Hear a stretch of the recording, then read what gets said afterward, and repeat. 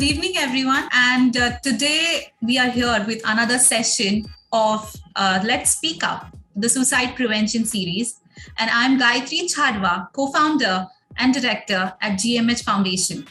We at GMH Foundation have taken up the work to do and bring about a change in the field of mental and emotional well-being of the youth and the society as a whole. And our aim is to promote mental health and break the stigma around all the issues that surround it. With this intention, we launched the Suicide Prevention Series on the 10th of September, that is the Suicide Prevention Day. And we have had some amazing panel discussions. But today we are here with a very special guest, and who is a special guest in her own work on in the field of education and in the field of mental health. Today, I have with me Dr. Sunita Singh, who's a Pro-Chancellor and founder at IES University, Bhopal. She has also worked in many important fields and in the field of education, in the fields of engineering and technology, management, pharmaceutical sciences, agricultural sciences, nursing and paramedical courses, fashion designing, teachers education, diploma courses, and research. IES University is working on so many different sections of the education field, and Dr. Sunita Singh is actively taking care as her role as a Pro-Chancellor and working with all these students. She is also a brilliant scholar with an outstanding academic record in her graduate and master's degrees. She is a BSc, B.Ed, MA, MSc, and has earned her MPhil and PhD in education from Barkatullah University, Bhopal. Her 2 decades worth of experience in academics, administration, and admirable counseling skills have ensured the meteoric rise in the IES group under her capable leadership and able guidance. Dr. Singh has also authored, edited over a dozen books and published many articles and papers in national and international journals. She also serves on several advisory, non-profit, and corporate boards and is an active member of several professional bodies like CII-IWN, Indian Science Congress Association, institutional memberships of All India Management Association, and many other bodies. So welcome, ma'am, and thank you for coming on board for this session today. Thank you, Gayatri.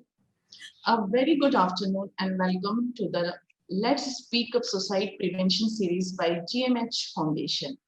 I'm honored to speak at this platform on an extremely sensitive topic that has come to the forefront, more so for post-lockdown, and it's our duty as responsible members of the society, and me especially as an educationist, to address this sensitive issue.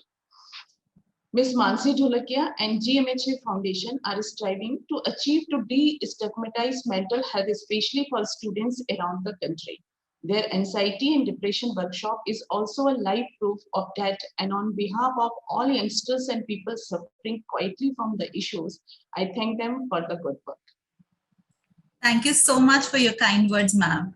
So as we begin and we talk about this very sensitive issue, as you said, I would like to know, what does mental wellness mean to you? And do you think that the pandemic has changed the paradigm of mental well-being in the society? Well, in answer to that, I wish to quote Elizabeth Kubler-Ross. She said, "The most beautiful people we have known are those who have known defeat, known suffering, known struggle, known loss, and have found their way out of the depths. These persons have an appreciation and sensitivity and an understanding of life that fills them with compassion, gentleness, and a deep loving concern. Beautiful person, beautiful people do not just happen." So mental health to me means knowing self, acknowledging one's own weaknesses and strength, accepting them and living with them. That's such a beautiful thing to say, ma'am. Yes, mental health is there. And so do you think that, with the students, it has changed right now because of the pandemic? There's so much of uncertainty. Everybody around the society has so much of loss. So do you think there is a change in the paradigm of mental health amongst the students? Yeah, of course. The pandemic has changed, indeed changed, we can say that, the world in so many ways. And one of the biggest challenges and changes has been in the way mental health, depression, and definitely societal tendencies are viewed now by society. As is right, it is now becoming a more openly discussed issue right now. It's time to do away with the social stigma around the topic of society. Remember those affected by such mental issues, to raise awareness and to focus our efforts on directing treatment to those who need it the most. One, our actions that can promote healing, help affected people, and give hope. That's really nicely said, ma'am. Yes, it has changed. Mental health has changed, and people have actually actively started accepting that we need to work towards our mental health and give that importance. Other than work happens, but we have to be mentally strong. Thank you so much for your views on that point, ma'am. And you have been an educator for almost 2 decades. And how do you think that we can introduce and we can, promote suicide prevention in the young ages? Especially because you have engineering students that undergo a lot of stress at the time. So how can we build their resilience? Research shows people who are having thoughts of suicide feel relief when someone asks after them in a caring way. As a general rule, this is how I encourage my faculties to deal with students. It has been seen that acknowledging and talking about society may reduce rather than increase societal thoughts. With my 2 decades of experiences dealing with all age groups of school and college going children, we have in our campus from nursery to PhD scholar students, I would say must start counseling and conditioning children from an early age at IES school and IES university way. We support the young students' mental health with regular group counseling session every fortnight and individual counseling weekly as need to be on recommendation of coordinators, our teachers, parents, and of course, students themselves. We train them by developing life skills so they are generally better equipped to deal with life crises, help protect children from suicide, and support a healthy transition into adulthood with webinars by experts, well-known mindfulness trainers, school counselor, etc. And when we talk about our engineering students, studying professional courses have their pressures, especially as in our country. Students are often barely 18, just stepping into adulthood and moving away from parents' home and moving out of the familiar school they have been used to all through their childhood. At IES University, we help our engineering, pharmacy, management, education, nursing, and in fact, all college students by promoting the development of positive relationship amongst peers, providing caring adults like individual mentor teachers, so they can overcome an embarrassment they may feel in opening them in front of peer, especially as most of them are away from the home and family and may not communicating properly with their parents, with their friends, with their relatives, with their elders. So we try our best for our students. That's such an amazing work that you're doing, ma'am. And especially having the teachers and the educators empowered to deal with this is really important in today's times. So, ma'am, my next question to you is, do you think that, in suicide prevention programs or awareness programs, in emotional intelligence workshops, especially for these university students, or as you said, the PhD, a vast amount of students from the age of 18 to 2023, can be a medium to address this larger issue? Yeah, of course, I think suicide prevention awareness program, mindfulness workshop, and emotional intelligence workshops play an important role in our education pedagogy also at our IES. We conduct workshops with experienced counselor, mindfulness experts, work in conjunction with organizations like the GMHA for generating awareness among students and for training faculties to recognize signs and deal with the issues immediately.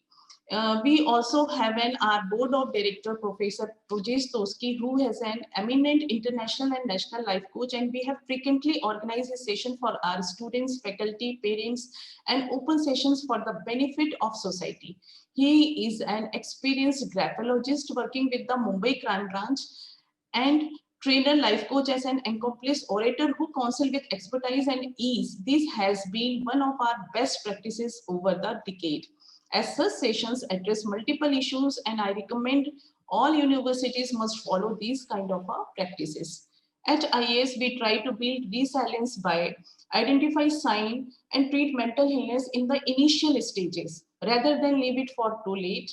We also try to improving coping strategy of students who are thought to be at risk with professional support. We try to reduce risk factor for society by dealing with social vulnerability. Here, education plays a big role as it widens horizons and opens avenue for success through financial empowerment also. We motivate and encourage our students, give hope for a better life, especially after current problems are resolved, and help rebuild lives. Overall, we work in our students for a 360 degree development, their personality, for grooming, and all the other things. Yeah, okay. So, ma'am, that's such an important thing that we need to work on these issues, and you're working with so many organizations to work on it actively. So at GMH Foundation also, we are striving to achieve the destigmatization around mental health, especially for students of the country. And till now, we are working on many workshops. Our anxiety and depression workshop is a live proof of it. So do you think such workshop benefits students? And will a 24/7 email support helpline that GMHA works, we have already addressed a lot of professionals and students through it. So do you think such initiatives will work to better the emotional needs and the mental well-being of the students as a whole? Yeah, we also in our universities hold the responsibility of looking after their students' mental development as well as mental health. Sometimes educational stress also leads to depression and thoughts of society. It is indeed important to destigmatize mental health. I would recommend a few measures, any of or all of for this. First of all, listening to all their problems patiently and regularly, and caring for their mental well-being. Secondly, rehabilitation and rebuilding confidence of affected students without any stigma or pity. And third one, I think holding sessions for putting all at ease and for building a coping mechanism within the system, so the very first sign of mental illness can be detected and the students affiliated can be put at ease through a well-planned support system. So, ma'am, lastly, I would like to ask, how can we destigmatize the things around mental well-being for students, for educators, and for parents as a whole, and in the university section? And what are your own personal views as to what can we do better? I think that I already told you that listening to all the problems of the students patiently and regularly is the most important one. Because we as an elder, we don't want to be listen them very patiently. जैसे students ने बोलना या हमारे घर के बच्चों ने बोलना स्टार्ट करा, we are just giving them a advice. We started to giving them our experience. We started to giving them an advice. Sometimes कहते हैं आप अगर किसी को बहुत अच्छे से सुन ले, लिसनिंग अपने आप में ही एक इतना बड़ा क्योर है किसी के लिए कि आप अगर किसी को पूरा सुन लेते हैं तो I think they get the remedies for that. So I think listening patiently and regularly is the best, I think, the caring for the mental well-being for all. Whether it should be engineering students, whether it should be school students, whether it's our own children. Thank you so much, ma'am. That's such a beautiful message for everyone, every educator, every parent, or every individual as a whole.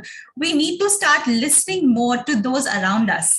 When we listen, we understand what the person actually means and what the person might actually be going through. And we are able to have some clues that the person might not be opening up or sharing, freely. So I think we need to be more sensitive towards each other and towards the community as a whole. And with that, I would just like to thank you, ma'am, for taking the time out and coming and, sharing your views, your opinions on the field of mental well-being. And definitely we will strive hard to reach as much students, as much the society and create more awareness on the field of mental health. As I mentioned earlier, we also have our 24/7 email support helpline. And anybody who wants to reach out can reach out to us through emails. They can even reach out from anonymous email IDs. We do not require your name. So any students who are watching this, please feel free to write to us. Our psychologist will reply to you free of cost 24/7. Thank you so much, IES University Bhopal, Dr. Sunita Singh. Thank you so much for your valuable time and taking the time out to share with us. With that, I end this episode, and keep watching and subscribing to our channel to see more such interactions. Thank you so much. Thank you, Gayatri. Thank you, Mansi. And thank you, the whole team of GMHA. Thank you so much. Thank you, ma'am.